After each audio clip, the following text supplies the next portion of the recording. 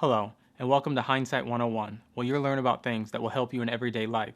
If you want to know how an internet service provider like Time Warner Cable can lock down your modem so you can't use it anywhere else, stay tuned.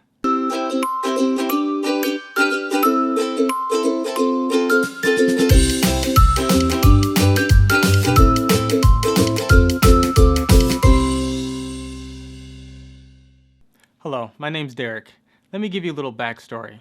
So basically, I have Time Warner Cable Internet. It was getting a little expensive, so I wanted to explore other options. So we decided to go with WOW, Wide Open West, that's available here in Ohio, where I'm from. So I heard rumors that Time Warner Cable puts firmware that locks it down so it couldn't be used with WOW. And I thought that was ridiculous. How can that be possible? But it's actually true. There's very little information out there on the internet, but I did hear this from several different installers when they were installing in different people's homes. I would hear kind of rumors and different things like that. So I was wondering, is this really true? Well, I got to find out firsthand that it is. So Time Warner Cable uses an internet protocol called IPv6. WOW Cable uses the internet protocol IPv4. And without going into too much detail, they're different, and it's kind of how they interpret internet and give it to you. It's basic form. So the biggest issue is Time Warner downloads a firmware onto your router that only enables it for IPv6. So if you go anywhere else that only uses IPv4, it basically locks down the modem and you can't use it because the other internet service provider can't get into that modem because it's locked down to IPv6 and they use IPv4.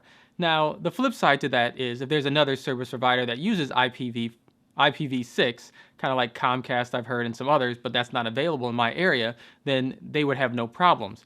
But what I have is AT&T U-verse, Time Warner Cable, and WOW basically are in our area. And AT&T U-verse is nice service, but it's very expensive. So we wanted to go a little cheaper and test out WOW.